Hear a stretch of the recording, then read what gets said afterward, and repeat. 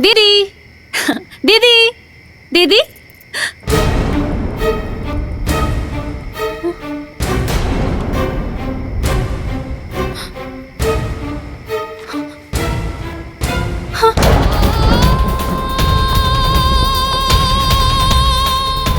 सुधा सुधा सुनीता दीदी के साड़ी हिया बा, पर वो कहाँ बड़ी? बोला सुधा, कहाँ बड़ी दीदी? सुनीता दीदी एजेंट नहीं की। जजमान जी पंडित, कन्या के जल्दी से बुलाएं, काहे कि बहुत देर होता, मुहूर्त निकल जाई। अच्छा अच्छा देखा था नहीं हम।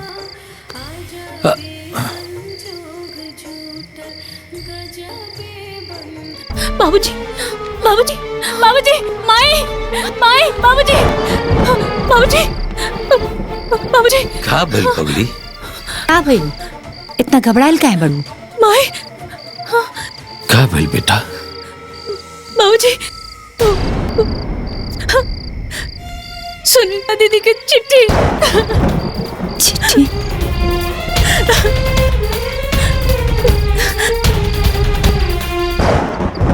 प्रणाम बाबूजी, हमके माफ कर दिए। हमरे के पता बा कि जब आप लोगन के चिट्ठी मिली तो आप लोगन के बहुत बदनामी होगी, और हम करती तो क्या करती। हमरे पास और कोनो रास्ता भी नहीं के। बार बार आप लोग के एक ही बात समझा समझा के थक गए नी कि हमरा के ई शादी ना करे के बा, लेकिन आप लोग हमारे एक ना सुननी। यही से हम ई रास्ता चुन ले बानी। काहे कि हम अपन मनपसंद लड़का से शादी कर चुकल बानी। हम ओकरा के धोखा ना दे और हम वही के साथ जात बानी। हो सके तो हमरा के माफ कर दी बाबूजी, प्लीज हमके माफ कर दी बाबूजी। आपकी अभागी बेटी सुनीता।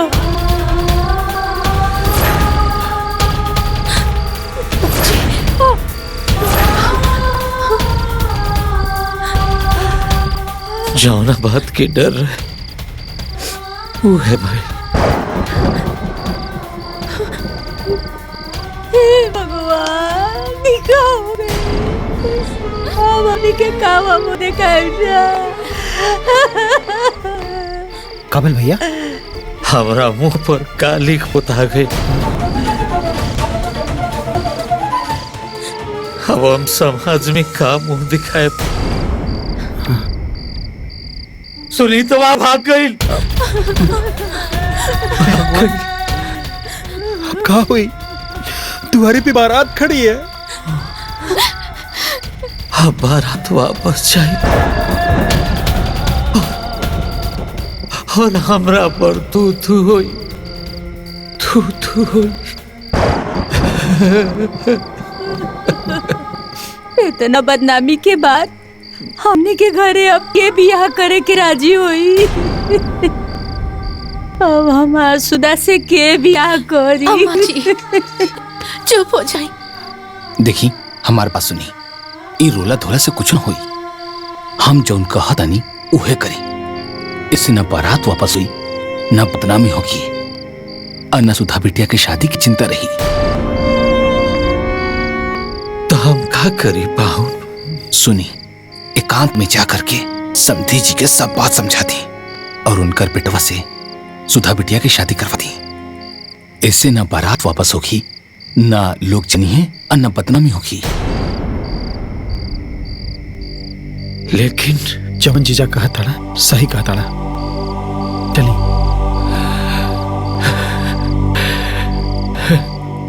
ना ना समझी जी, रोई मत। अब जवन होके के रहल हो गई। वैसे भी हमके राउर कहल बात मंजूर बा। हमके अपना बेटा खातिर राउर छोटकी बेटी के साथे बियाह मंजूर बा। वैसे भी जोड़ी ऊपर से बन के आवेले। हमरा बेटा खातिर राउर बड़की बेटी से जोड़ी ना लिखल रहे, छोटकी बेटी से लिखल रहे। रघुआ महान बनी समझी जी, हमार लाज रख ले। ना ना समझी जी, ऐसा मत कहीं। अरे रउआ साथ साथ हमरो लाश त बाँचे गइल नु, ठीक बा? वो सब तो ठीक बा। हाँ, बाकी एक बार दामाद जी से भी अगर पूछ ली था। अरे भाई, अबे मैं पूछला के का जरूरत बा? उहे घर, उहे परिवार, और छोटकी बिटिया तो सबके देखल सुनल हो और सबके पसंद भी बा। कुछ बेटा तारा के छोटी बिटिया से रिश्ता मंजूर बा? बाबूजी जैसन राउर इच्छा, हम तैयार बानी। ली हो गल फैसला, जाए जाए रउआ तैयारी करी, देरी हो कहता। अच्छा सुधा, समधी जी से बात हो गई बा, वहां के राजी बानी, यस बाबू भी तैयार बानी, बस खाली तारा हाँ कह के बा। बेटा लेकिन सुनीता की जगह यस बाबू से अब तहार ब्याह हुई। लेकिन बाबूजी। ना बिटिया, ना मत कहिया, नहीं तो बचल खुचल इज्जत लुट जाए, खानदान के मान मर्यादा चल जाई ना, तो तोर बाबूजी के उके मुंह ना दिखा पाई। लेकिन बाबूजी एमे राउर का दोष? दीदी तो हमनी के बारे में तनिको ना सोचली। सुधा गलती के बात नहीं के यहाँ, संतान के करनी के फल माँ बाप के ही भोगे के पड़ेला बेटा, यही विधि के विधान है। आज अगर बारात दरवाजा से वापस चल जाई ना, तो फिर क्यों बारात लेके ये दरवाजा पर ना आई, समाज में हमरा नाम पर थू थू होई, फिर हम केहू के मुंह दिखावे लायक ना रहे। बाबूजी ना, बाबूजी हम ऐसा ना होके दे। हम पीछे दे दे बेटा। हाँ हाँ कितना अच्छा लगा, सही कहा था रोज सही। अरे ये बबनी है ने सुनीता नी?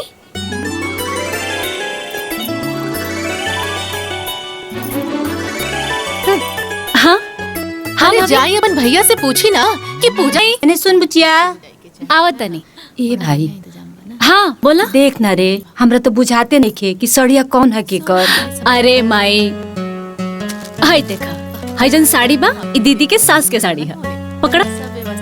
सास के हम। हाय वाला ना ई दीदी के दादी के साड़ी है। अच्छा हाय जीजा जी खातिर पैंट शर्ट के कपड़ा। अच्छा हाँ हाँ बुझा गई? बस बस बस। का दीदी मन में बड़ा लड्डू फूटा था। ओ हवन तुहार होखे वाला हस्बैंड, होने ले जा। जेकर तू हंस हंस के बैंड बजे। हाँ अरे तने मिल ला, बतिया ला, एक दूसरे के जान ला, समझ बूझ ला।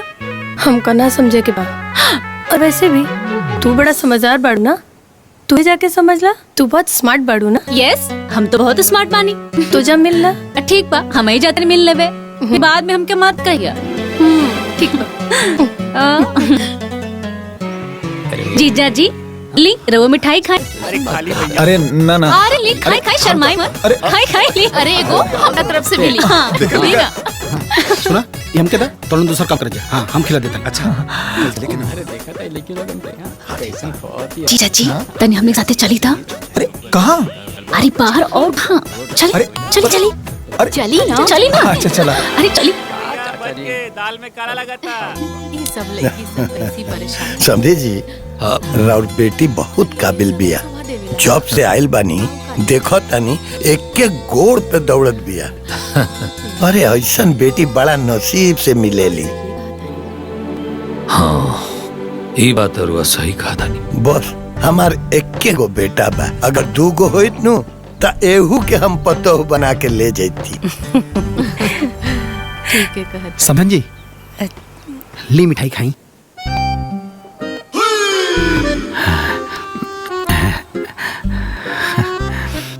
संधि जी आज रुआ बड़ी स्मार्ट लगा था नहीं। मजाक करता। मजाक नहीं, सच बोला था नहीं। अब कुर्ता पैजामा में इतना सुंदर लगा था नहीं, पैंट शर्ट पहन कितना सुंदर लगा, एकदम हीरो जैसा। रवा कहता नहीं तो हम ट्राई करी। हाँ जरूर करके देखी, बहुत सुंदर लागब। बेल बाटो। जीजा जी हमार दीदी कैसे लगली है? बहुत सुंदर बड़ी। कहीं तो बात करवा दी। अरे ना ना अरे सुनीता, अरे बात करवा देता नहीं।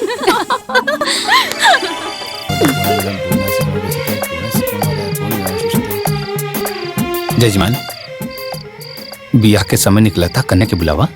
आज आप बुलाओ। सुधा सुना, जाके देखा था सुनीता तैयार हो गई। अच्छा अभी ले आओ। अरे तू लोग भी जा।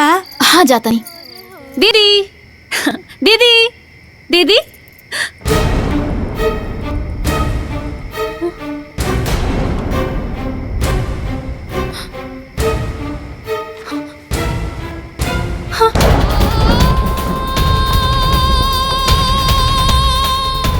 सुधा, सुधा, सुनीता दीदी के साड़ी हिया बा, पर वो कहाँ बड़ी? बोला सुधा, कहाँ बड़ी दीदी? सुनीता दीदी एजेंट नहीं की। जजमान जी पंडित, कन्या के जल्दी से बुलाई, काहे कि बहुत देर होता, मुहूर्त निकल जाई। अच्छा अच्छा देखा था नहीं हम।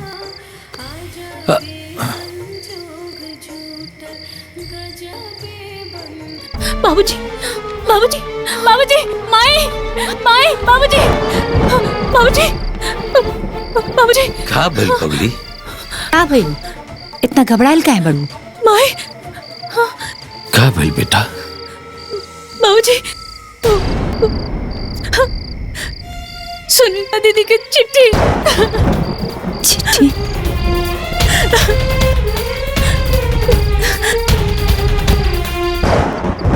प्रणाम बाबूजी, हमके माफ कर दिए।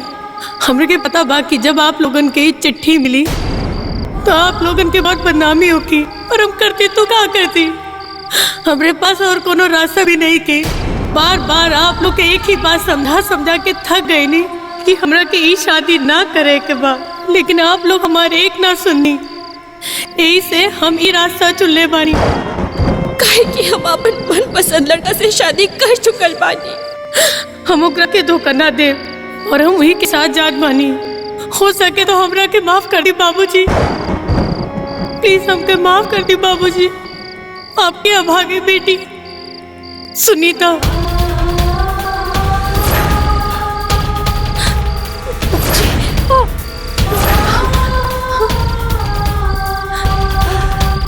जौना बात के डर है वो है भाई। हे भगवान, दिखाओ रे के काम हम देखाए। काबिल भैया, हमारा मुंह पर काली पोता गई। अब हम समाज में का मुंह दिखाए? सुनी तो वहां भाग गई। अब कहाँ हुई? तुम्हारी भी बारात खड़ी है। अब बारात वापस जाए और हमरा पर तू तू होई, तू तू होई।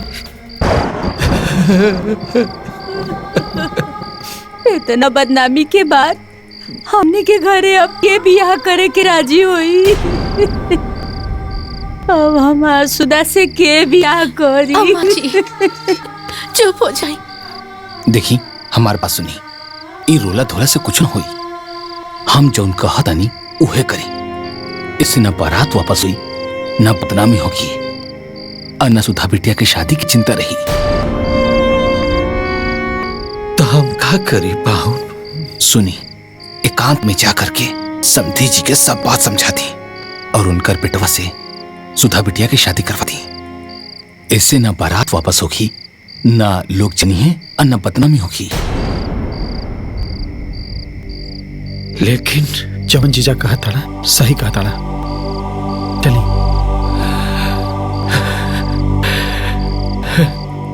ना ना समझी जी, रोई मत। अब जवन होके के रहल हो गई। वैसे भी हमके राउर कहल बात मंजूर बा। हमके अपना बेटा खातिर राउर छोटकी बेटी के साथे बियाह मंजूर बा। वैसे भी जोड़ी ऊपर से बन के आवेले। हमरा बेटा खातिर राउर बड़की बेटी से जोड़ी ना लिखल रहे, छोटकी बेटी से लिखल रहे। रघुआ महान बनी समझी जी, हमार लाज रख ले। ना समझी जी, ऐसा मत कहीं। अरे रउआ साथ साथ हमरो लाज त बाँचे गइल नु, ठीक बा? वो सब तो ठीक बा। हाँ, बाकी एक बार दामाद जी से भी अगर पूछ ली था। अरे भाई, अबे मैं पूछला के का जरूरत बा? उहे घर, उहे परिवार। हाँ, छोटकी बिटिया तो सबके देखल सुनल हो और सबके पसंद भी बा। कुछ बेटा, तारा के छोटी बिटिया से रिश्ता मंजूर बा? बाबूजी, जैसन राउर इच्छा, हम तैयार बानी। ली हो गल फैसला। जाई रउआ तैयारी करी, देरी हो कहता। अच्छा सुधा, समधी जी से बात हो गई बा, वहां के राजी बानी। यस बाबू भी तैयार बानी। बस खाली तारा हाँ कह के बा। बेटा, लेकिन सुनीता की जगह यस बाबू से अब तहार ब्याह हुई। लेकिन बाबूजी। ना बिटिया, ना मत कहिया, नहीं तो बचल खुचल इज्जत लुट जाए, खानदान की मान मर्यादा चल जाई ना, तो तोर बाबूजी के मुंह ना दिखा पाई है। लेकिन बाबूजी, एमे राउर का दोष? दीदी तो हमनी के बारे में तनिको ना सोचली। सुधा, गलती के बात नहीं है यहाँ। संतान के करनी के फल माँ बाप के ही भोगे के पड़ेला बेटा। यह विधि के विधान है। आज अगर बारात दरवाजा से वापस चल जाई ना, तो फिर क्यों बारात लेके ये दरवाजा पर ना आई? समाज में हमरा नाम पर थू थू होई, फिर हम केहू के मुंह दिखावे लायक ना रहे। बाबूजी, ना बाबूजी, हम ऐसा ना होके दे। हम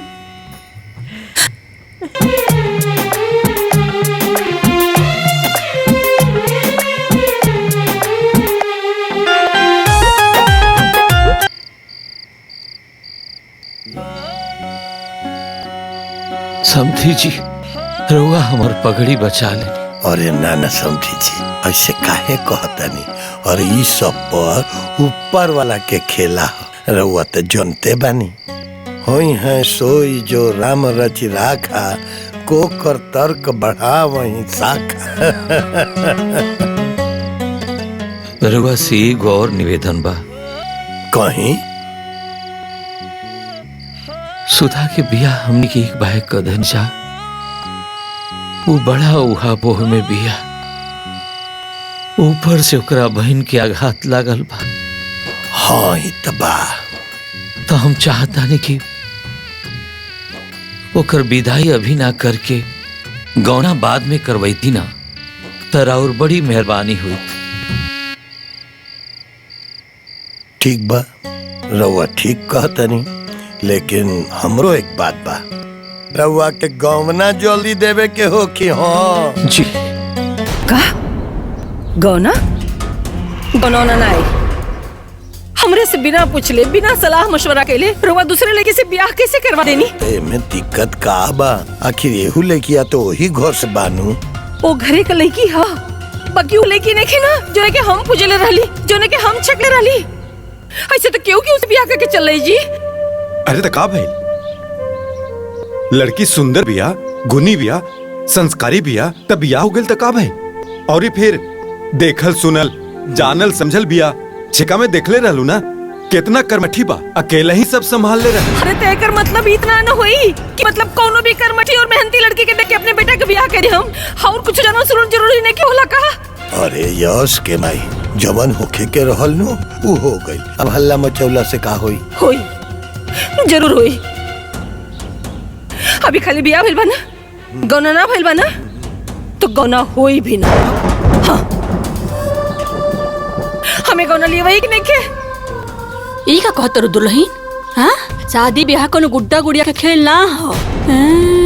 आ जब चाहे तब काटी, आ जब चाहे तब मीटी। वह समझ लियो मारी, बाकी गौना ना आई तो ना आई। कहाँ कहत बाड़ू माई? और चुप रहे, तोर मती मराई ले लोगन के संगे ब्याह के क्या गईला? गधा कहीं का दिमाग खराब कइले बड़ा हमार। अरे जाए दा बबुआ। चला अच्छा भाई, सब बढ़िया से बीत गई। न तो दरवाजा से बारात वापस जाइत न तो केहू के मुंह दिखावे लायक हम ना रहती। ठीक है कहतनी, सुधा बिटिया बहुत ही अच्छा बिया। हमने के मान सम्मान के लाज रख देलस, नहीं तो एक जानी तो हमने की इज्जत के पाई लगावे पे तुल गई बड़ी। वो तो ठीक बा भौजी, मगर सुनीता बिटिया कहाँ बाड़ी, कैसे बाड़ी? हमने के एक बार खोज खबर लेवे के चाहिए।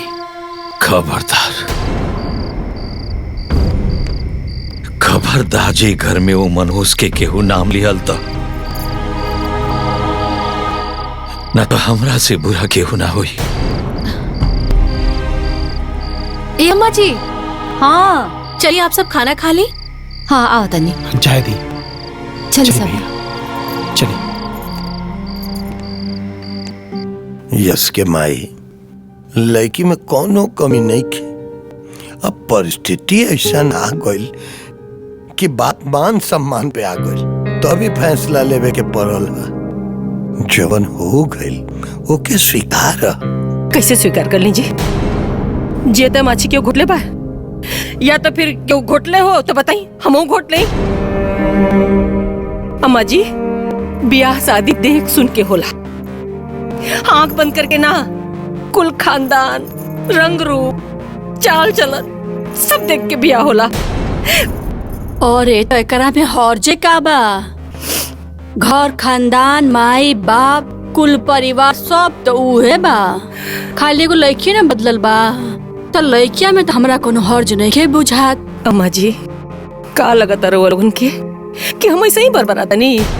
अरे हम बहुत कुछ सोच समझ के बोलता नहीं। जो ना कुल के लड़की बेसंस्कारी होके अपने मन से फैसला लेवे, और अम्मा जी अपने माई बाप के मुंह पर करी खापोत के भाग जाए।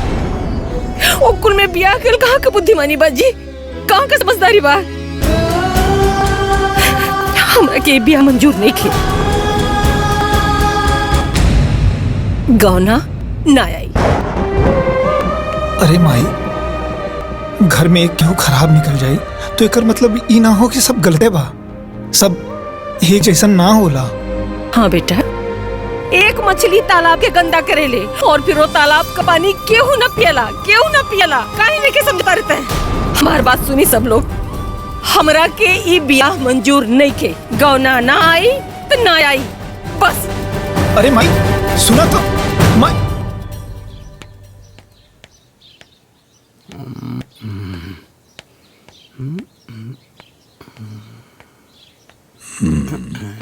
मटरू, ये बड़ा रंगाई पोताई होता। ये बुढ़ौती में रंगाई पोताई के क्या मतलब है रे? क्या बात बा? अरे भैया हम बताओ बानी का बात बा। जब से समधिन जी यहाँ से गए बाटी ना, तब से इनकर मामला हरियाइल बा। बूढ़वा कहीं का, खेत में मजदूर लागत तारे सन, दाना पानी लेके आ जाइए। चलो।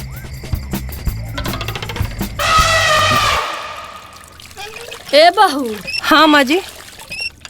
आई तीज के त्योहार नजदीक आ गई, भौरिया के तीज ना भेजाई। अरे ओकर पहला तीज हो, तीज ना जाइनू तो गाँव जवार सब हंसी करी। रउआ लोगन का दिमाग काम ना करता ना। और जब गौना हो खही के नहीं खे तो कौना बात का तीज? पता नहीं कितनी बार एक बात के समझावा।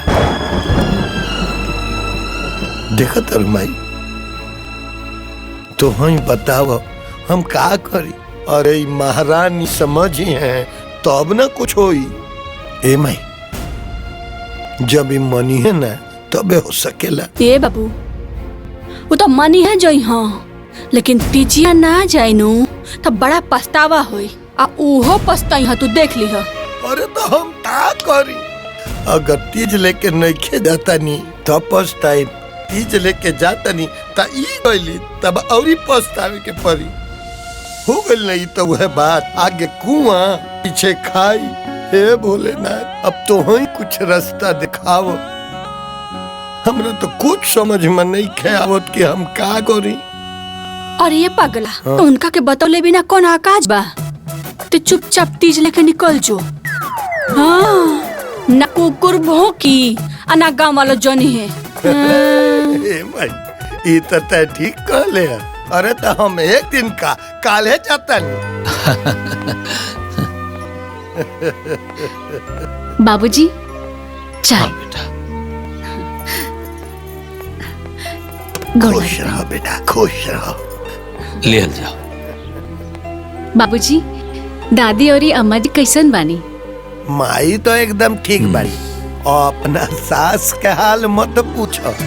अरे 24 घंटा अपना पतोह के सपना में खोल बाड़ी। हमार पतोह आई तो हई कर, हमार पतोह आई तो हाउ कर, ई बोलब ऊ बोलब। का बताई। बाकी बाबूजी, अम्मा जी के तो एक बार फोन आयल है, ऐसन का है? हाँ, तब तेरा मालूम नहीं खे, ऊ बरत ले बाड़ी कि जब हमारा पतो हमरा घरे आई तबे ओकरा से बात करे, ना तो मिल के ललक कम हो जाई। बुझलू?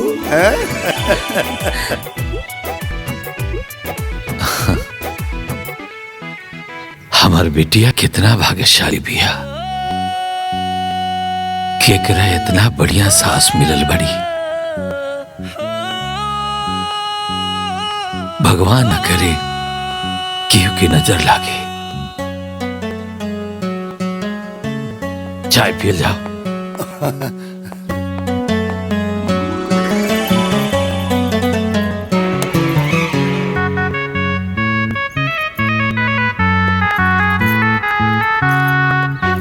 समदिन जी के तारीफ करे के पड़ी।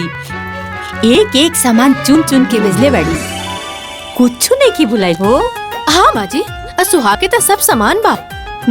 अरे देखा तो कितना सुंदर साड़ी बा। हाँ। देखा देखा देखा। अरे वाह, ये तो बहुत सुंदर साड़ी बा। अरे वाह, देखा तो हमारा कैसा लगा था? माई बहुत ही सुंदर। माई देखा ना।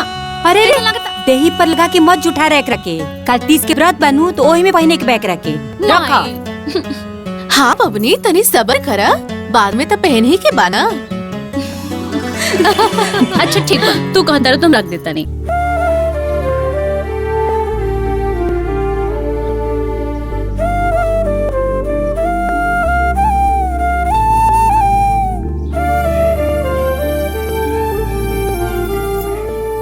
ए ननद जी, अरे का सोच रहल बानी?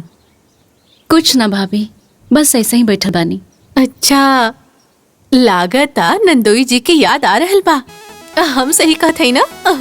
का भाभी, रहो के हमेशा मजाक के सुझत रहेला। जाई हटी एजा से, हमके कुछ ठीक नहीं के लगत। कैसे ठीक लागी?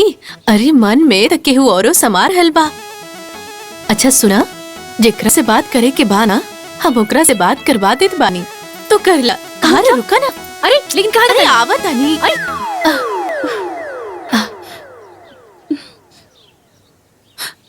अरे भाभी, केकरा फोन लगाता नहीं? अरे नंदोई जी के बात कर ली, मन हरिहरा जाए। अरे हम नहीं बात करे के। अरे करी। अरे नहीं बात कर। हेलो। हाँ भाभी बोली। हम खदे नहीं ना, हम करने की बात कर। हाँ नंदोई जी, अरे बात कर ली, हमर ननद जी के मन ना लगता। करावा। अरे भागन यहाँ बानी। अरे लीजिए बात कर लेगी। अरे बतियाई बतियाई भागी। अरे ये अंगना में का घुड़ दौड़ मचाता लोगो? अब कुछ ना माई। अच्छा माई, हमके नेहा घरे जाएगा बा, जाई अब जल्दी चल आए। ठीक बा जा, लेकिन जल्दी आएगा। हाँ माई जा। भाभी का बनाओ तरू? सब्जी भात बनावता नहीं माँ जी। अरे बनावा जल्दी। अरे कल घरे के पिछवा आ जाइए, हम मिलवा दे हम। हाँ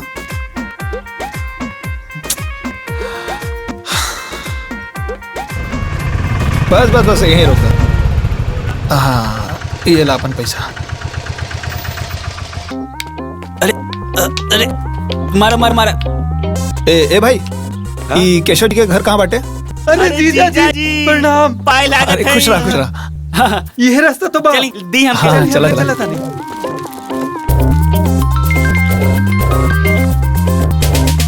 अरे बस बस राउर गांव में आगे बानी 2 मिनट में पहुंचा था। नहीं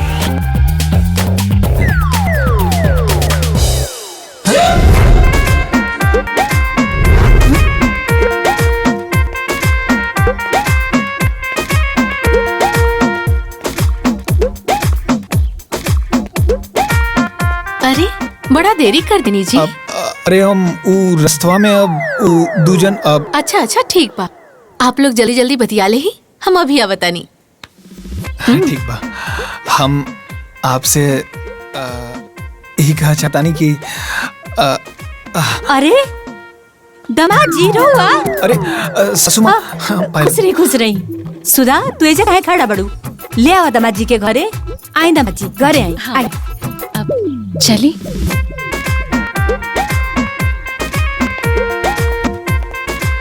भाभी रवा पकड़ी। अरे जीजाजी नमस्ते। हाँ? नमस्ते नमस्ते नमस्ते। का जीजाजी पहला बेर ससुरारी में आइल बानी आ हमने खातिर मिठाई कहाँ बा? हाँ, मिठाई अरे लालू भाई ससुरारी में बिना लड्डू के जाइए तो जीजा के का होई? का होई का बाल भर कुटाई है आओ का मजा। हम जल्दबाजी में रहनी तो भूल गई ली। अरे मिठाई उठाई छोड़, दमाद जी बैठ बैठ। आ जाए बैठी। जा चाय पानी की व्यवस्था करो। अच्छा ठीक बा, बना सुधा बतानी। जा पानी लिया। काम तो आज के निपट गई, खेत अच्छा हो गई। ला ले जाके रखो। देखला मटरू, आज हमनी के जितना काम को धनी जा ये मजदूरन के मान के ना रहला। कबो ना भैया, अब जितना हमने के 2 घंटा में कर देली उतना 2 मजदूर दिन भर में एको काम ना कर सकते। अरे अरे समझी जी, प्रणाम अरे समधी जी, प्रणाम। आए। अरे थैंक यू।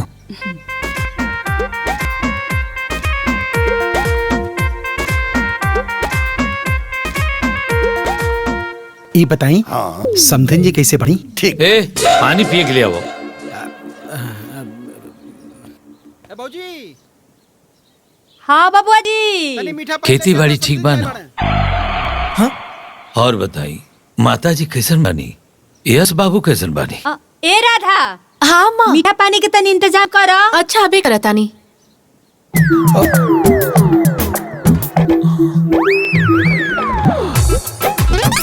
माता जी तो ठीक है बाड़ी।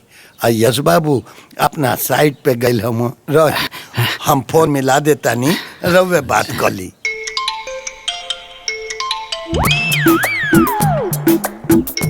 बाबूजी के फोन।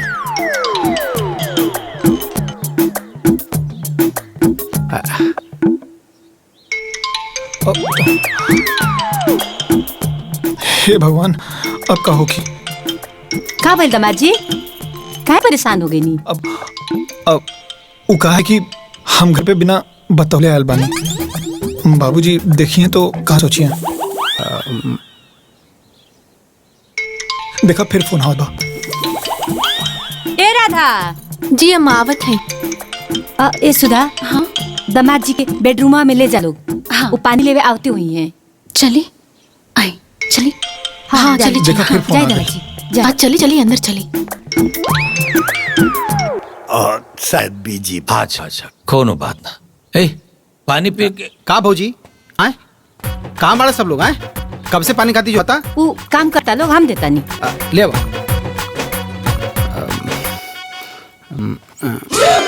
हाँ आइला। अरे भौजी ये नया चादर काहे बिछौले बाड़ू? केवल बका? हम सूते खातिर बिछौले रहनी।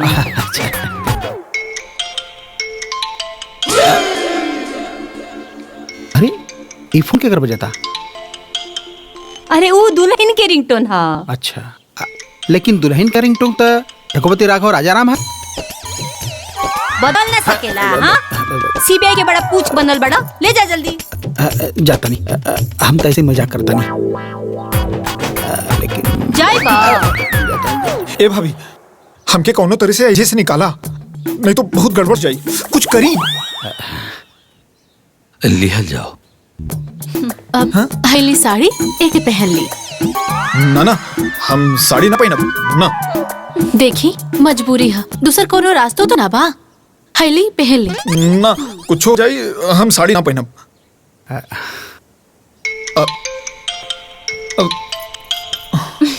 अच्छा ठीक है, हम साड़ी पहनब। हाँ हम पहना देता नहीं।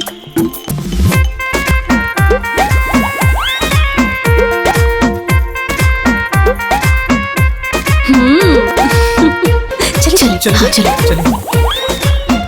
राधा संभाल के लेके जाइए। ठीक बा माँ जी, घूंघटा नीचे कर ले। बड़ा इच्छा रहा कि तेरी माता जी से बात हो जाए। अच्छा अच्छा। ए बहू,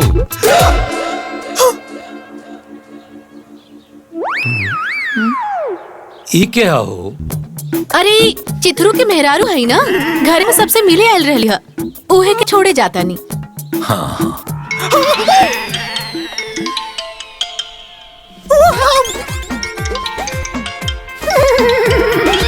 बहू। हाँ बाबूजी। ई चिथरू को भागत कहाँ बाड़ी हो? बाबूजी शायद उनकर घर से फोन आयल रहे, लागत है चोरी चोरी आयल रहली, यही से भाग गेली।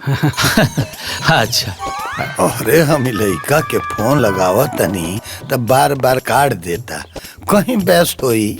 अच्छा जादी कोनो बात ना, बाद में बतिया ले। ठीक बा ठीक बा।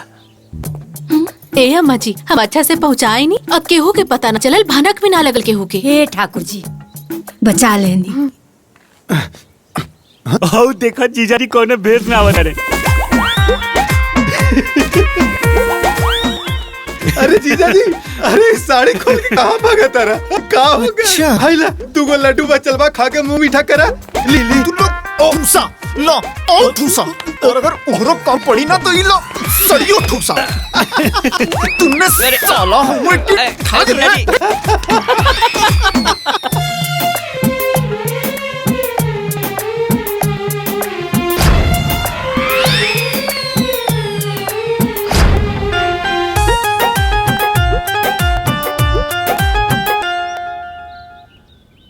ए दुल्हीन। हाँ माँ जी। अरे कुछ जरूरत का हो? बुझाता की रोटी है, ध्यान दो। अच्छा माँ जी। आही रे दादा, सगरी धुआं निकल गई। हाँ। अरे ए ननद रानी, अरे कुछ होश आवाज बाकी नहीं? का भल भाभी? का भाई? अरे कुल रोटी जर के करिया हो गई, का भाई? अरे रोटी जल गई, अरे बाप रे बाप। अरे भौजी, जब दिल जली तो रोटी तो जलबे नु करे। अब एकर एगो उपाय बा, या तो गौना या फिर मुलाकात। बोलतर हाँ। अरे बबनी मिलावे के तब बड़ी कोशिश कर ले रहनी हाँ, लेकिन कुछ भइल ना। अब गवना तो अपन समये से होई ना, तब तक बबनी के सब्र करे की पड़ी। का भाभी रहुआ एक ही को बात रटत रही नी, केहू और से रोटी ना जरेला का? ले बनाई रहू। अरे अरे अरे सुनी, अरे अरे अरे अरे रुका रुका, घबरा जी, ई बार हम बड़ा उठावत बानी, देखा तनी कैसे मुलाकात ना होता। रुका फोन करता नहीं।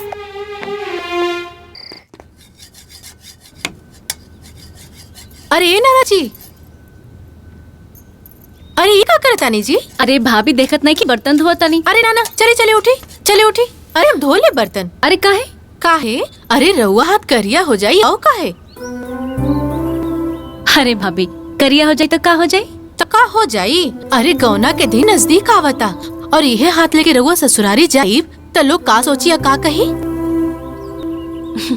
भाभी आपके भी हरदम मजाक के सुझत रहेला। अरे हम मजाक ना करत हई, हम सही कहत बानी। गौना के दिन नियरायल जाता और तू घर के काम काज में अजुरायल रहबू तो गौना के तैयारी के करी? तैयारी? कैसन तैयारी? काबिल भौजी? अरे बढ़िया भइल कि तोहनी आ गेलू। अरे समझावा इनका के कि गौना के तैयारी कैसे होई। चिंता ना करी भौजी, हम सब समझा दे। और कल बाजारे से सब सामान खरीदवा देबे के। हाँ ठीक बा, चला। हाँ, अच्छा ठीक बा, रुए धोई। हाँ भाभी भी ना। नेहा, हाँ ये देखा था कैसा लगता? अरे वाह, ये तो बहुत सुंदर लगा था। लगते नहीं कि हाथे से बनावल है। ये तो लागत बा कि मशीने से बनावल है ना? अरे तो बनावले के बा। हाँ तो ससुराल वाला देखिए तो खुश हो जाइए, जान जाइए कि उनके बहुत सुंदर है ना, गुंडियों बाड़ी। हाँ सही कहल। बिटिया एकाध दिन रात आँख फोड़े वाला काम करेलू, एकर का जरूरी बा? काहे नहीं के जरूरी, जन करतिया तो करे दीही। रवा लोग के नहीं के मालूम एकर महत्व का है। जब बिटिया विदा होके ससुराल जाली सनु तो इहे कुल देखल जाला। हाँ ठीक है गड़बड़ू। अच्छा चली सबे अंदर, हाथ मुंह धोली सबे, खाना लगाओ तनी। हाँ। आई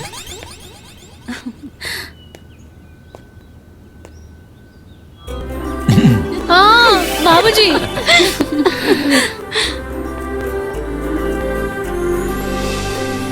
हे बचवा, हाँ दुल्हन से बात करके यश के गवनमा के दिन बार तय करवा लो, कहे कि समय बहुत कम रह गइल बा। अरे ना ना माई, ये हमारा बॉस के नहीं। एक काम करी ना, रवे बतियाई, हो सकेला रवे बात मान जाओ। चाहे के अच्छा, पहले बड़ी औते होई हो, मुड़ देख के बतिया रहे हम। ले चाय ले अम्मा जी। ए दुल्हन, तुहार काम देख के हमार जी घबरा जाता एकदम। सुनो ना, एगो तो घर के सारा काम बा, ऊपर से बाहर का सारा जिम्मेदारी।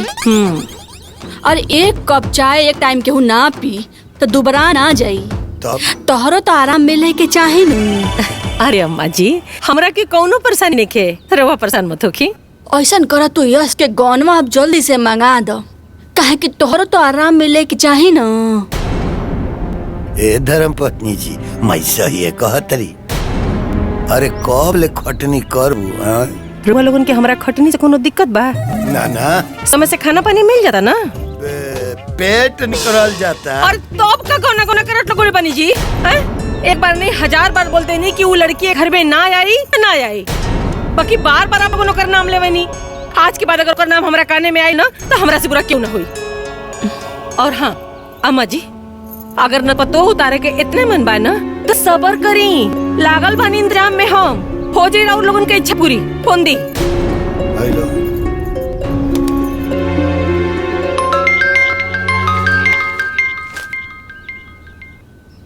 हेलो। हाँ जीजा जी प्रणाम। प्रणाम।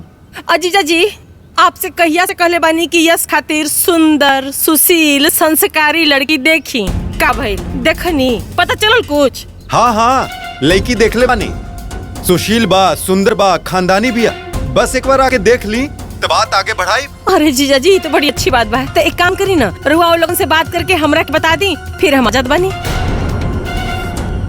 ठीक बा ठीक बा ठीक बा। अरे हे भगवान। अरे का हो बहनी, भूप चचा के बेटवा के जौना लड़किया से ब्याह तय रहे ना, वो लड़किया ब्याहे के दिन भाग गई। ला तो के आज मालूम चलल। हाँ हम ना जानत रहनी, ऊ त बिरगू बो बतौली तब जननी। कोने दुनिया में बाड़ू बहिन? अरे तू बिहार तो छोड़ा, गौना आवे वाला बा। कहीं ऐसा न होवे कि वो भाग पर आए जाए। काहे? जब बड़की भाग सकीले तका छोटकी न भाग सकीले। ओहो तो ओकरे बहन बिया ना। अरे छोड़ो बहन, हमने का करे के बा। हाँ सही कहतारू। अरे बेटा। जी बाबूजी। का बात बा आज इतना जल्दी? ओ बाबूजी, कुछ जरूरी काम करे खातिर बाजार जाता नहीं। अच्छा अच्छा अच्छा ठीक। प्रणाम अरे नमस्ते। प्रणाम प्रणाम। आई ना आई बैठी। ए यस बेटा, चाय पानी ले आव। हाँ जी बाबूजी, अभी लेके आवा तानी।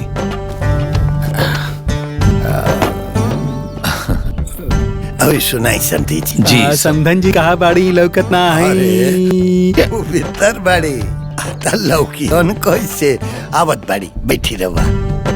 ली समधी जी चाय। आराम से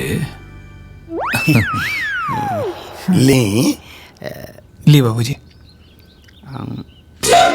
ए बेटा जा अपना माई के बोला ले आवा। जी बाबूजी अभी बुलावा तानी। प्रणाम।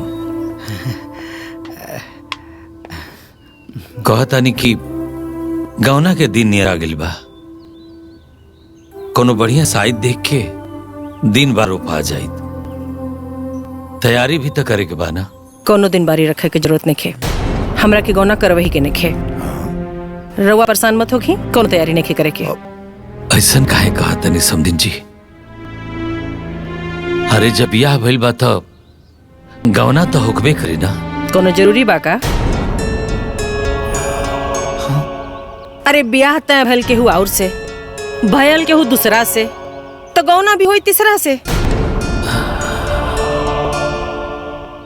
अरे ऐसा मत कह धर्म पत्नी जी, ये तो हमनी के मजबूरी रहे। वो बेरा परिस्थिति के अनुसार हमनी के फैसला लेनी है, एमा केहू के गलती नहीं खे। ये दुल्हन संजोग से कब कब ऐसा हो जाला, समझा है बात के? हाँ भाई, बाबूजी दादी जी सब ठीक कहा तानी। चुप करा तू लोग पहले था, अने तो अपने मन के करे के हो तो करा, फिर हमरो जौन समझ में आई तो करो, कहीं बुढ़ धस के मर जाए।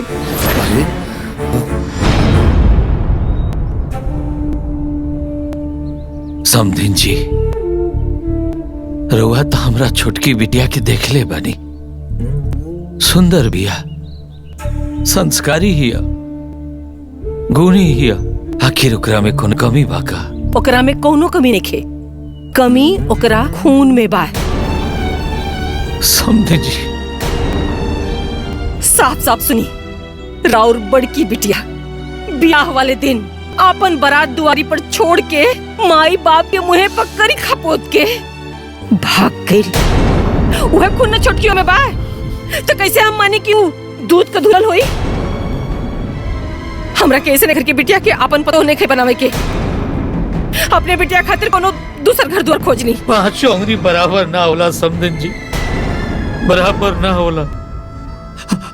ऐसे तो औलाद है ऐसा, कैसे हो सकेला कि दोनों एक ही जैसे हुई हैं? और हाँ, हम आज साफ साफ कह देता नहीं कि सुनीता से हमारा अब कौनो रिश्ता नहीं खे। अब हम मान ले पाली कि हमरा एक ही गो बेटी भी है, सुनीता हमरा खातिर मर गई। हम लोग आगे हाथ जोड़ता नहीं, हमरा बेटिया के जिंदगी बचा ले, नहीं तो हमने के मर जाए। ई ज्ञान प्रवचन ना कहीं और जाके दे, हमार फैसला अटल बा। माई सुना तो। हे भगवान, आपका वही जी लोग कैसे ना करके चाहत रहला, केकर करनी और केकरा के डाढ़। ई तो अन्याय हो गल जी। हाँ, हमार बिटिया के घर संसार उजड़ गइल। ए अम्मा जी चुप रही, तनी धीरज रखी, सब ठीक हो जाई। भगवान के घर में ना देर बा अंधेर नहीं, कोनो न कोनो रास्ता निकल ही आई। हाँ भौजी, सुधा खातिर अपने आप के संभाला। एगो लड़की से तो कुल खानदान पे कलंक लाग गई, दूसर की के गवनों पे धब्बा लाग गई। पता ना अब हमार बच्चिया के पूछी। अरे वो कितना मन से अपन गवना के तैयारी करत रहुए, जब ओका ई बात पता चली तो ओकरा करेजा पर का बीती। यही से तो कहता नहीं कि चुप हो जा, अपना करेजा पर पत्थर रख लो। अगर सुधा बिटिया के पता चली ना तो वो कुछ भी कर सकेले। ए जी सुनी ना, चली समझिन किया, हम उनकरा से हाथ जोड़ा विनती करब, काजने कुल सुन के उनकर कलेजा पसीज जाओ। चली कोनो फायदा नहीं के हम सब पक्के देख ले बानी।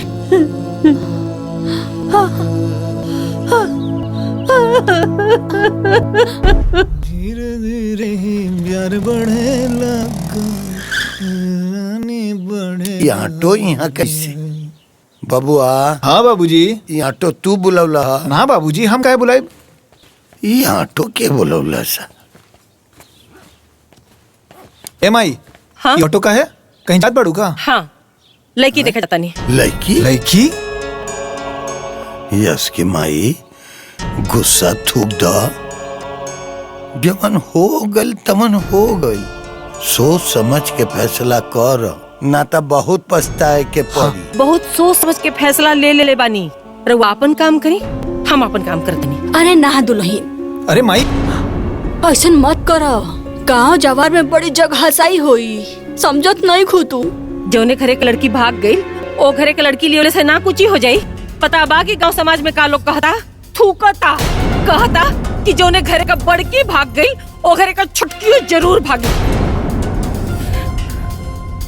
वो घरे में ब्याह कैल बेवकूफी रहे, बाकी गाँव ना कई महा बेवकूफी होखी। अरे माई रुका। चलो भैया।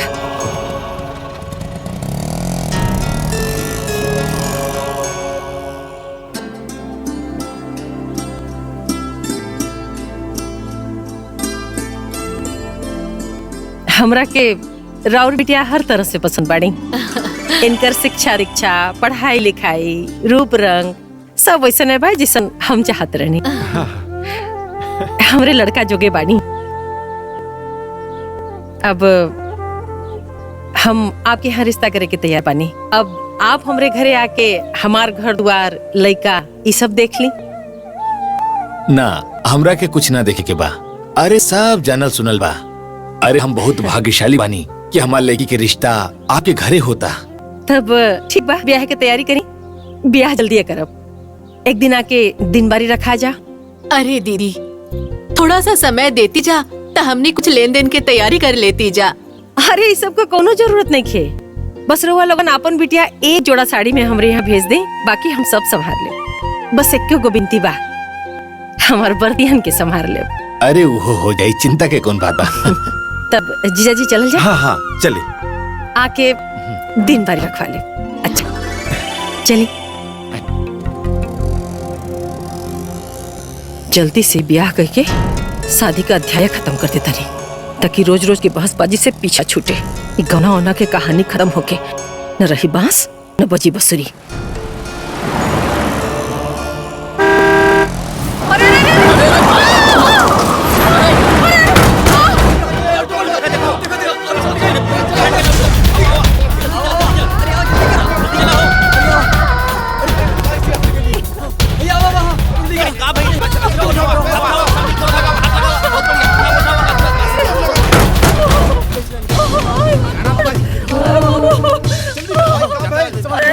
हेलो हेलो, हाँ 108 भैया, जल्दी आए एम्बुलेंस लेके भैया। चिकड़ी रोड पे एक्सीडेंट हो गई बा। हाँ लेके चला, जल्दी करो। हाँ संभल के संभल के। देखा एम्बुलेंस आ गई। हाँ, चला। हाँ, ले हाँ बोलो। हाँ जल्दी चला। हाथी हो जा।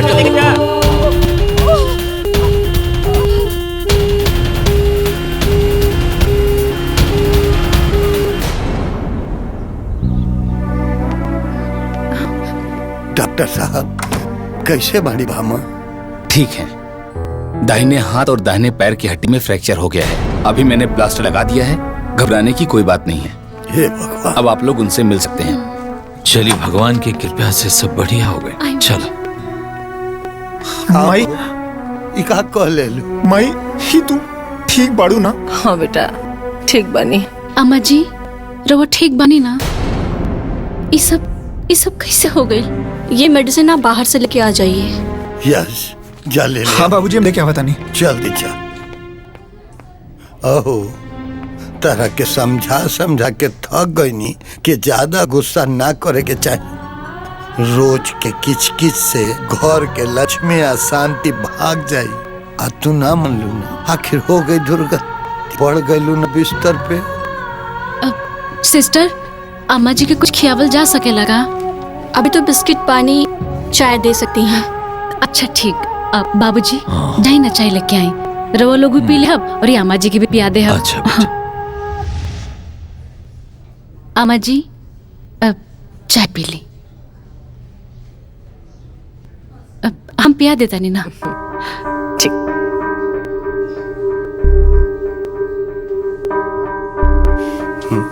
चाह पी समझी जी।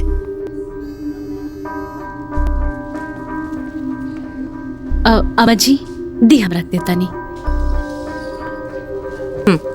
ला।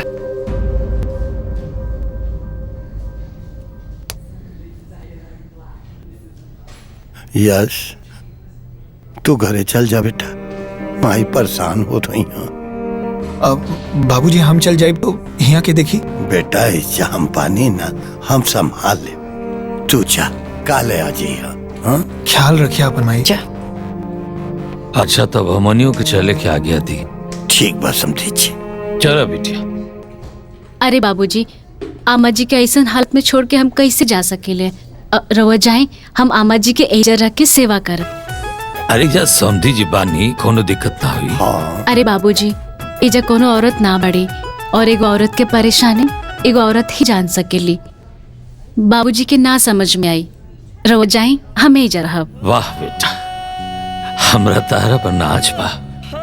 तब चल तनी हम। ठीक बात समझी जी।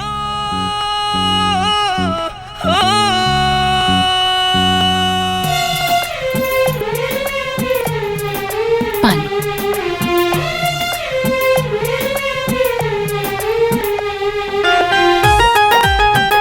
दी। रिपोर्ट तो बहुत बढ़िया है बा। अरे अरे अरे माई।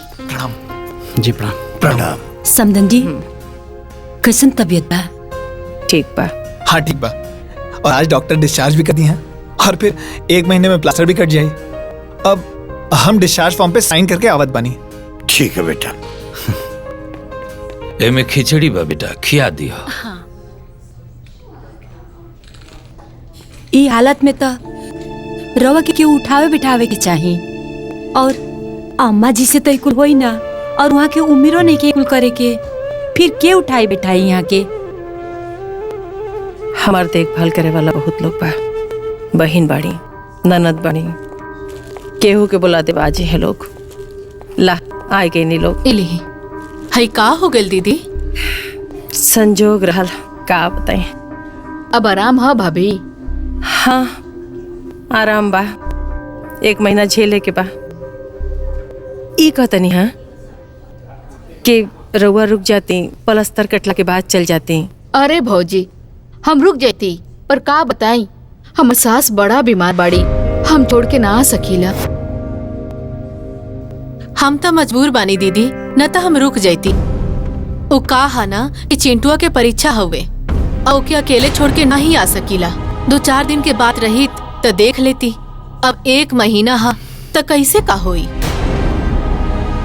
अच्छा ठीक बा, आपन रउआ ख्याल रखब, हम चलतानी।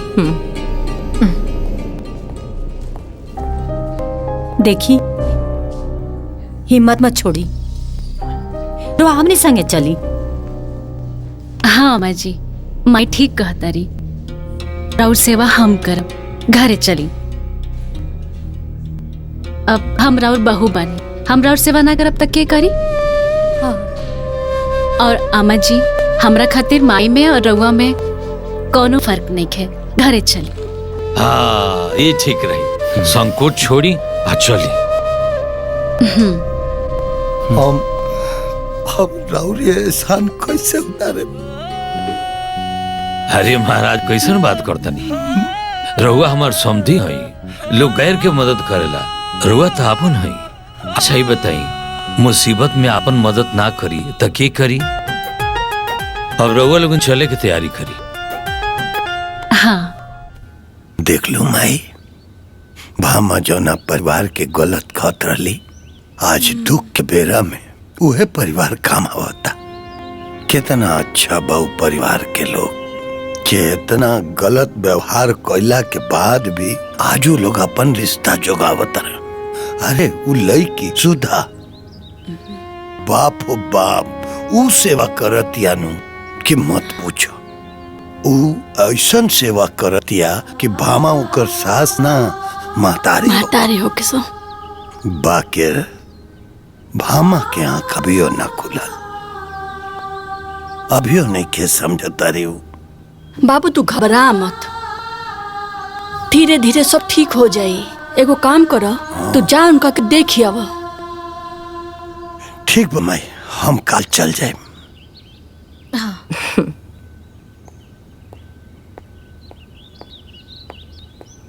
ली समधिन जी। मटरू, ए मटरू। हाँ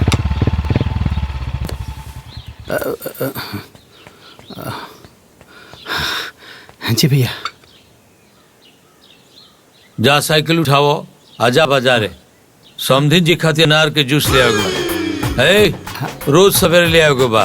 अच्छा हम अब जाता नहीं। जा। अरे पगलेट, बढ़िया से केसिया तो रंग ले। प्रणाम संधी जी। प्रणाम प्रणाम प्रणाम समझी छे। आए।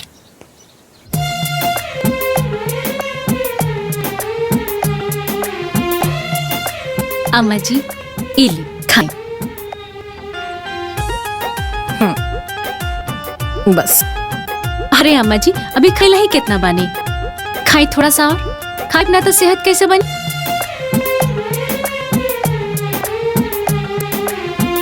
पानी पी।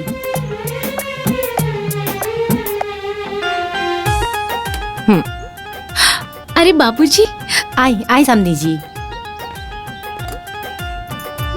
बाबूजी गोड़ लागत नहीं। खुश रहा बेटी, खूब खुश रहा। बैठी बैठी, हम चाय लेके आओ तनी। बैठी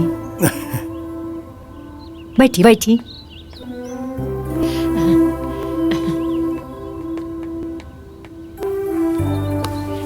मामा कैसे बाड़ू? आराम बा? हाँ बहुत आराम बा, पहले से दर्द भी कम बा। रउआ बताए खरे का होता, कैसे चलता? कुछ ना, दोनों बाप बेटा मिल के टिकरी पोवता नहीं जा। अम्मा जी कैसे बनी? अम्मा जी तो ठीक है बड़ी, तहार चिंता करत रही। हाँ। बाबूजी हाँ चाय दे बेटा। अम्मा जी इली दूध पी ली। अरे ना ना, हम दूध ना पियो, हमरा गैस हो जाला। और वैसे भी अब ये ना खाना खियोलू है, भूख नहीं खे। अरे अम्मा जी भूख होके चाहे ना होके पिए के तो पड़बे करी। अरे पियम ना तो ठीक कैसे हो खब। हाँ और वैसे भी ये केसर पिस्ता वाला दूध है, एकरा से ना गैस ना होला। ले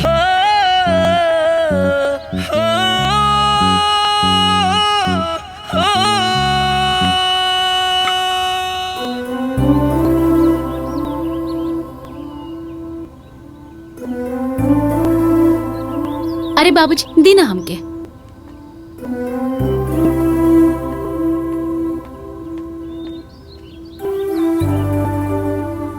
यस के माई, ई उहे लड़की है जेके तू बच्चलन बतावत रहले। कितना सुशील और संस्कारी बिया। ऐसा औलाद भगवान बहुत भाग वालन के देले। ई जौना घरे जाई न, ओकर घर में उजियार हो जाई, बुझलू?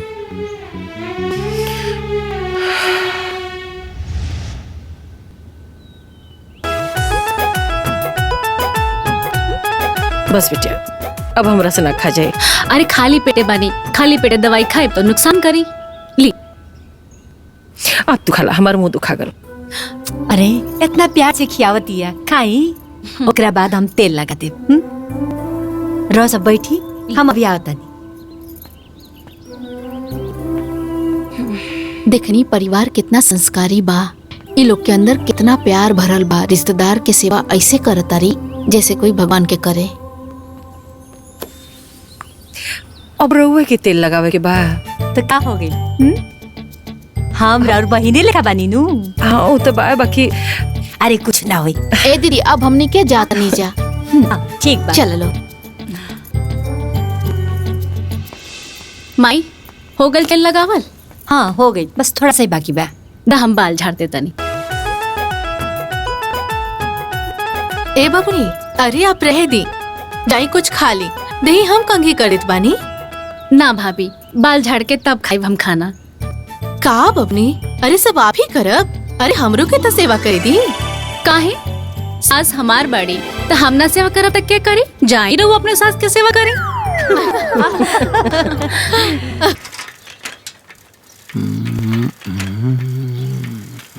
भैया हाँ असो बच्चों खताड़ी में का बोआई? उहे बुआई जो हर साल बुआला, मटर बुआई। हम सोचनी किराया बोआई। दिमाग से पैदल हुआ का है? ठीक बा, मटरिया बुआ दे। अरे बुढ़ा गईले तोरा दिमाग कही आई रे? मटर केरावे के होला? एकटा होला? तू ना सुधरबो, बुढ़ौती आ गई, समझदारी कब आई रे? हैं? अच्छा अरे समझी जी आ गई ना। आई प्रणाम। आई प्रणाम। आई बैठी। प्रणाम प्रणाम। बैठ जा। चाह पानी लेके आओ। अरे ना चाह पानी की जरूरत नहीं, बैठे रहो। हाँ ठीक। और बताएं कुशल मंगल? ऊपर वाले के आशीर्वाद बा। हली ये कुछ रुपया ई कहा? हम जानता नहीं कि दवा पानी में बहुत पैसा लागेला। रउआ बहुत परेशान होखत होके कुछ पैसा रख ली। हमरा के जूता भिंगा के मारी मत। अरे ना ऐसे मत कहीं। काहे के शर्मिंदा करता नहीं? भगवान इतना देले बड़े कि हम अपना लोग की सेवा कर सकता नहीं। रखिए अगर रखिए। हम ई सोचत रहनी हा कि यश के माई अब चले फिरे लागल बड़ी तो उनके लेवा ले जाई। उन्हें माइयो देखे देखे कहत रहली हा। माई के ही अच्छा पूरा नहीं हो सका। कहाँ है? काहे से कि आतवार और मंगर के लक्ष्मी के विदाई ना होला। अरे महाराज डरवा देनी। ठीक बा, हम 2 दिन बाद आ जाए। जी हाँ समझी जी। हाँ। पर वो भेंट भाट करे तो कर सकेले, लेकिन विदाई कैंसिल। अम्मा जी इली दवाई खा ली। अभी कितना दिन ले खाए के पड़ी? अरे अम्मा जी बस कुछ दिन और ही।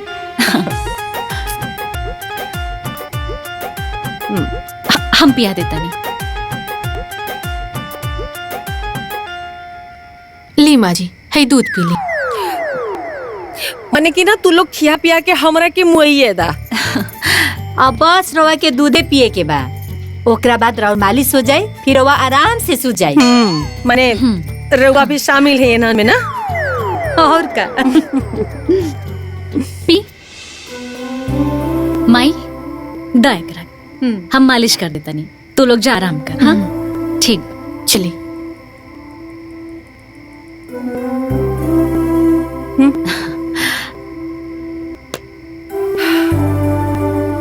आराम करी रहो, हम मालिश कर देता नहीं।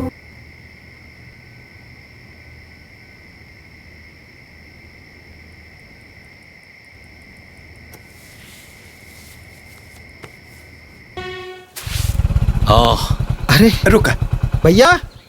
प्रणाम भाई साहब। प्रणाम प्रणाम प्रणाम प्रणाम। पहचानत बाड़ी ना? अरे काहे ना, आप समथिन जी के साड़ू भाई बना। अच्छा आई बाकी ई के है ना पचलनी। ई हमारे रिश्तेदार हुए और सड़ुआइन के एक्सीडेंट सुन के देखा है बड़न।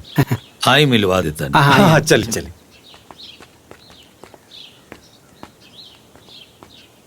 तो ये सब कैसे भागे? आराम से। ज्यादा चोट ना ना बा। अच्छा हाँ हाँ सही बात बा। हाँ और बताई।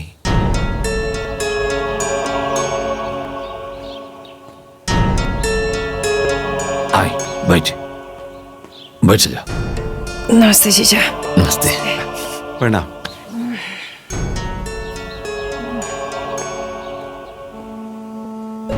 अरे वो ठीक ठाक बनी ना? हम तो आपके घर जा रहनी है लगन पत्री धरे। वो तो भैया से पता चलल कि हमारा घर से लकी देख के आप जात रहनी और रास्ते में एक्सीडेंट हो गई आपकी। हमारा के बहुत पछतावा भइल। एक बार फोन कर देले रहती, पहले पता चल गल रहा तब आगल रहती यहाँ। हम बड़ा शर्मिंदा हैं। चली चिंता मत करी, जौन होनी रहल तौन हो गई। आप पहले पूरी तरह ठीक हो जाएं, फिर ओकरा बाद शादी ब्याह हुई।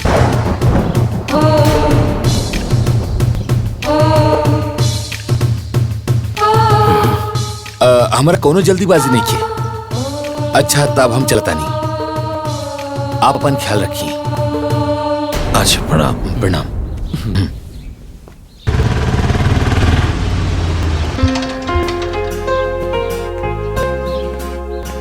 प्रणाम समधी जी। प्रणाम प्रणाम। हे समधी जी, आज सोमवार हो, आज तो विदाई हो न जाई। जी जी।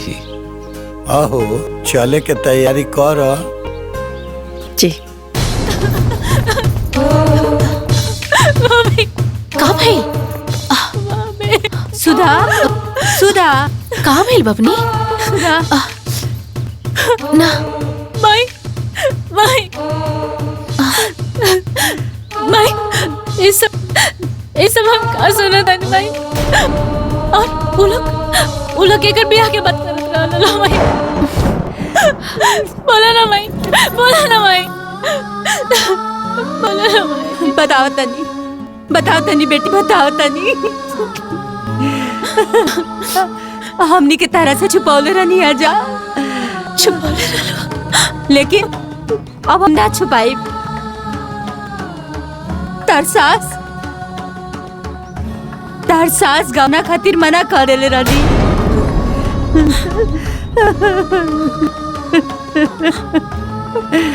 गौना खातिर मना कर देले रहनी।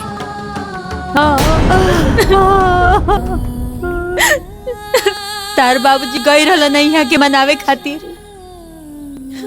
बहुत विनती कैनी, बहुत मनैनी, लेकिन यहाँ के राजी ना भइनी।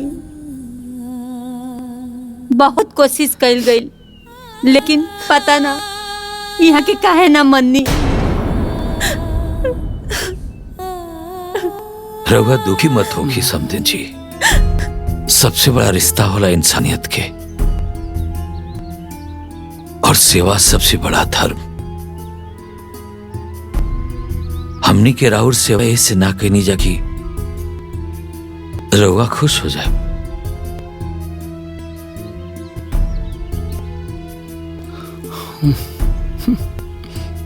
अरे हमरा बिटिया के तो इहो मालूम ना रहे कि रउआ गहना लेवे से मना कर देले बारी।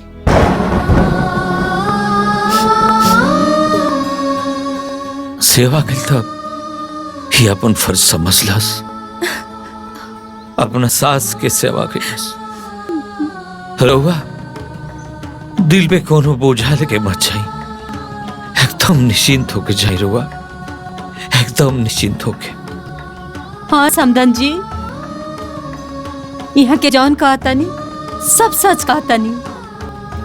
सुधा तो आज ले गौना के तैयारी करत रहली है, लेकिन रउआ जो इच्छा बा तौने करी। रउआ एकदम स्वतंत्र बानी।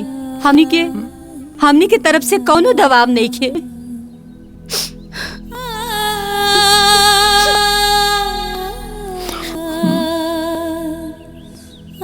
बाकी हमनी के तो जो कुछ भी कहनी है जा, अपन फर्ज समझ के कहनी है जा।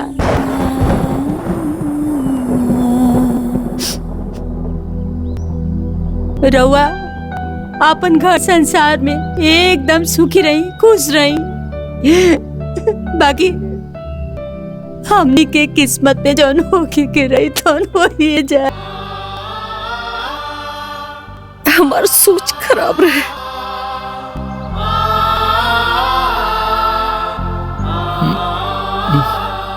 बाकी हमरा के एक मौका दे दी, हमके हमार गलती सुधारे के एक मौका दे दी।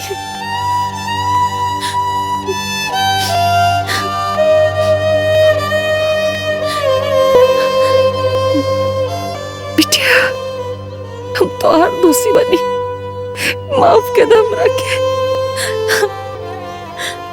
माफ के दम रखे, माफ के दम बिटिया, बिटिया। अम्मा जी, अम्मा जी।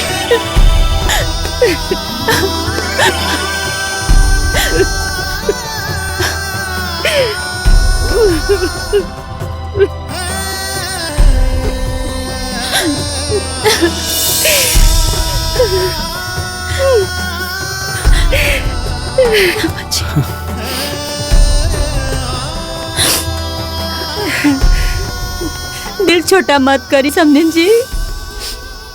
हाँ अम्मा जी, चुप हो जाए। समझी जी ठीक कहते रे। घरे चल, तू जबन बोलबू वह होगी। हम घरे न जाए। अरे पहले पंडित बुलवाई, गौना के दिन रखवाई, ओकरे बाद हम चलब और हम खुद गौना की तैयारी करब।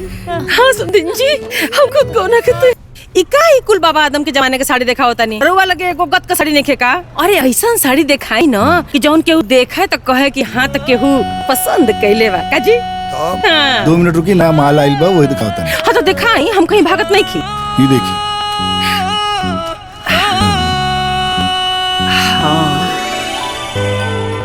हाँ, ये तो ओकरा ऊपर बड़ी सुंदर लगी। हाँ, ठीक बा। ये दे दी बस। ले। अच्छा ठीक बा, प्रणाम। आवत रहिए। बहुते छोट बा, दूसर दिखाई।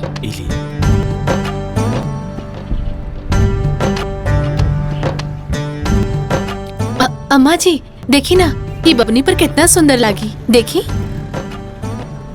देखी जी, ठीक लगा तनु?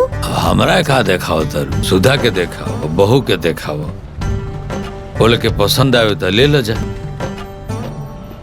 माई ये तो बड़ा सुंदर लागता, ये ले ला। लेकिन ये तो बड़ा महंगा बा। महंगा चाहे सस्ता, ऐसे तारा का मतलब हो? आ जन कहा तारी सा तन दे दा, लड़की के गौना बार बार ना होकेला। ए अम्मा जी, दामाद जी के देवे खातिर ना चैन और अंगूठी दोनों ले ली। ए तन चैन अंगूठियो दे दा।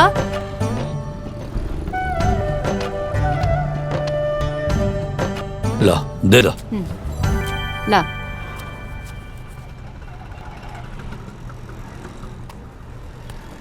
हाँ बिछावा। ए रमेश क्या करता रहा? उन्हें बिछावा। हाँ उन्हें जा। अच्छा सुना, कुर्सी गिली है कम ना बटरू। अरे ये लोग कहा कि बढ़िया से चादर बिछा ले लो, देर होता तो कैसे हुई? भैया बिल्कुल परेशान होगा, सब एकदम ठीक ठाक हो रही। हम बानी ना तो निकाम पर ध्यान दो। हाँ हाँ ठीक है। हाँ ठीक से डलिया, मसाला वसाला तनी कम डलिया। मसाला पड़ जाए तो समझा सब्जी बन गई। ठीक है, तनी जल्दी दिखा किशन, तनी जल्दी जा। हाँ जाता नहीं। बारीक काटा।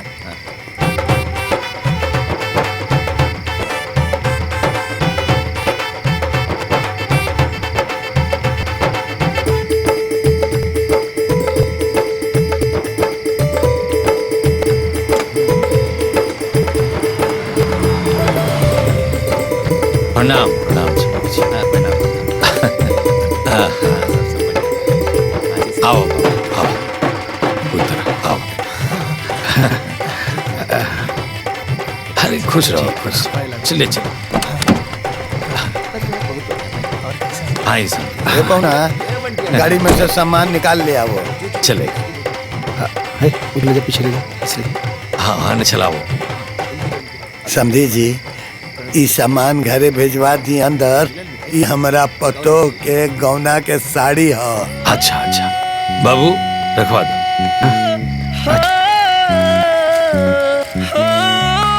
रेखा जी चाचा जी। हाय समधन जी, सुधा खातिर गौने का साड़ी और सामान भेजली।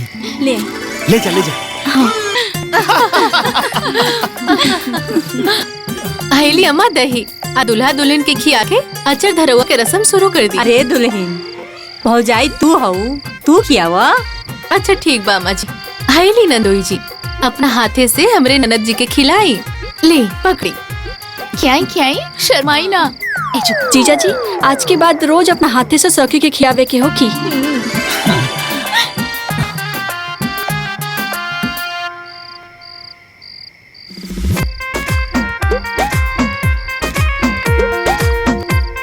अरे ली ननद जी, अब आपके बारी बा। नंदोई जी के खियाई अपने हाथ से।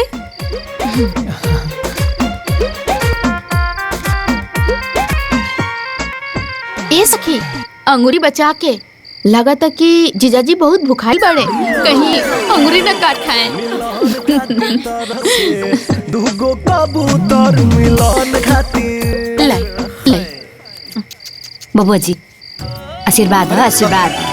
हाय हमरा तरफ प्रणाम। हाय ली। हाय हमारे ओर से प्रणाम। जीजा जी ए में से हम नहीं होके चाहिए, कुल अकेले मत रख ले। चलो बहुत रात हो गई बा, हंसी ठिठोली बंद कर लो। सुधा अब जा तू आराम कर, कल सवेरे विदाई करे के बा। हाँ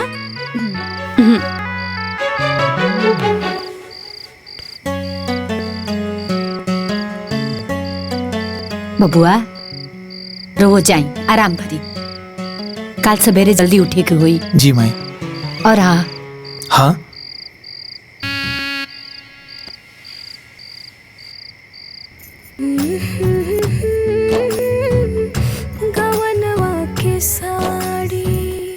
अरे सुधा जागल बड़ू, सुतल नहीं खूब। हाँ माई बस सुते ही जात बानी।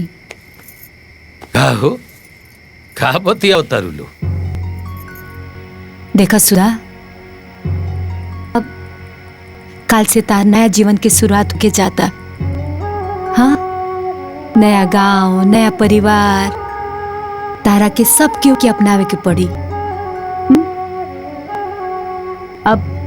अब से वह परिवार तारा अपन परिवार है, सब क्यों के खुश रखी है। हाँ माई घर परिवार के मान बढ़ाई है। हाँ बिटिया, अभी ले तो तू हमनी के मान बढ़ौलू, आप तारा वहू घर के मान बढ़ावे के बा।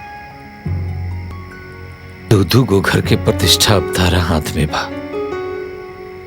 कौनो भी कदम खूब सोच समझ के रखिया, कुछ ऐसा करिया कि वहां के लोग तारा के अपना आँखी के पुतरी समझे।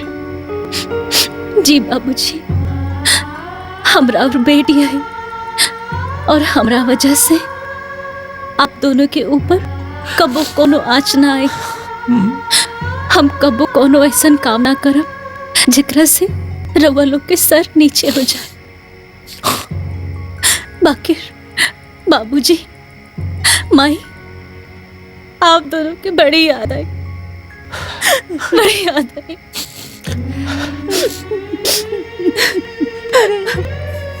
ये कुल का करे लगलू? हाँ आंसू पोछा, ये खुशी के बेरा हा। अभी तू गौना गौना गौना करत रहलू हा, गौना के साड़ी लेके चाहत रहलू हा, और अब विदाई के बेरा आ गए तो तू रोए लगलू। देखा ये रोए के वक्त ना हा, हाँ ई तो खुशी के वक्त हा। तार सपना पूरा भइल हा। हाँ भाई चलो अब खुशी खुशी सोच जा। हाँ बेटा आराम कर तू।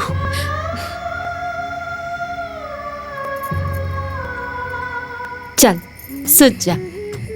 हाँ गवनवा के साड़ी, गवनवा के साड़ी। ले बिया का? आइए दादा बताव, गावना के समय हो गई, बाबले सुतले बिया।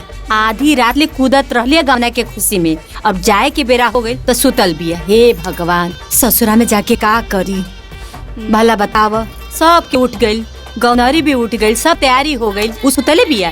तन जाके देखा कहा बिया, तैयार करावो। ठीक बा अम्मा जी, ठीक बा। गौना के इतना खुशी कि बबनी सड़िया अपने हाथवा में लेके सूत गेली। बबनी, ए बबनी,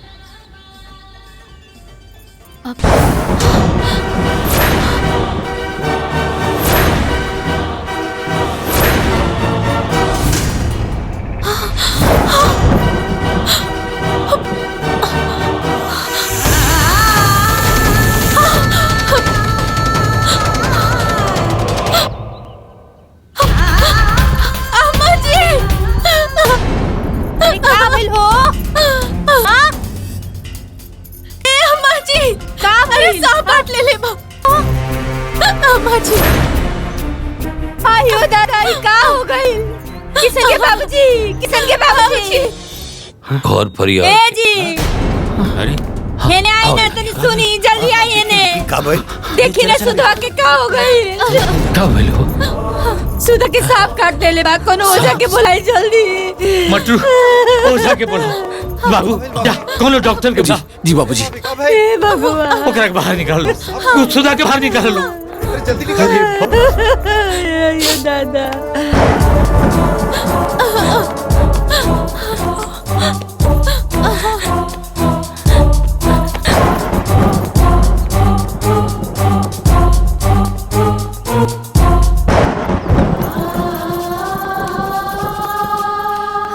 बुलावा लोग, अरे बुलावा ना लोग, बैठ के बुलावा ना। पता नहीं करके कैसे सांप काट ले लसिया।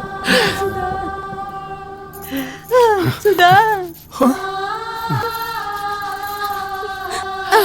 धीरज धरी अरे जल्दी बुलाए ना क्यों के आते हो ला आ गए। सांप काट ले लो। कहाँ? गोड़ में काट ले।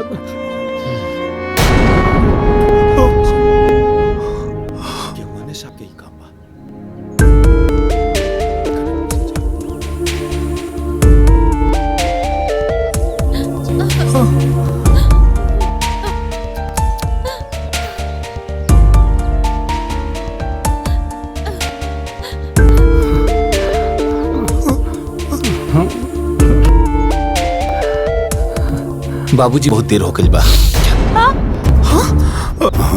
हे बा तेरे बढ़िया से झारो ना। लेट हो गई बा, बढ़िया कुछ नहीं से। हो सकत। हमार हाथ में नहीं है।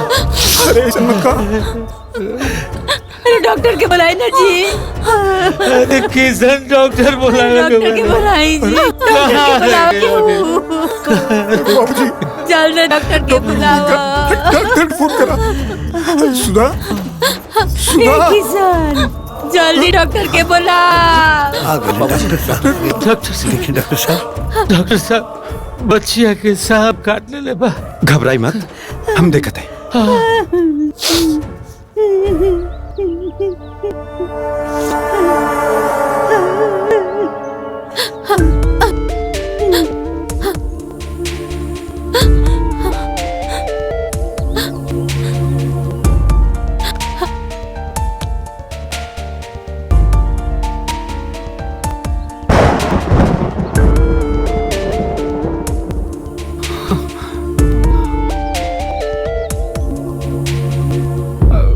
डॉक्टर साहब बहुत देर हो गई, अब कुछ ना हो पाई।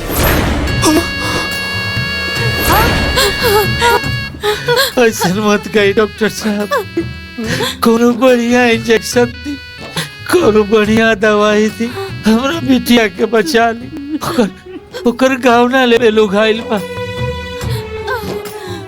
सुनी ओकर विदाई होके वाला बा, बचा ली ओकरा के। अब कुछ ना हो पाए।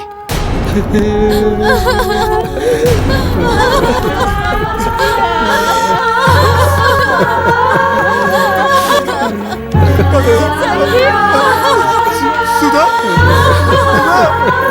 सुधा सुधा सुधा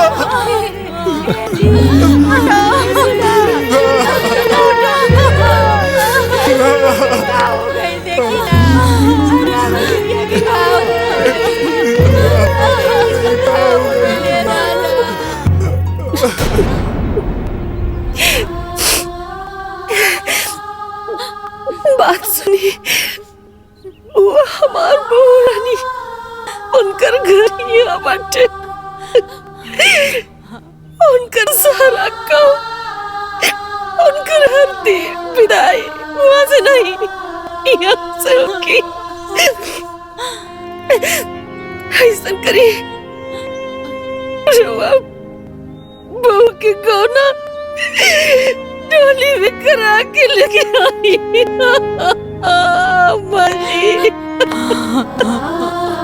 मत रो।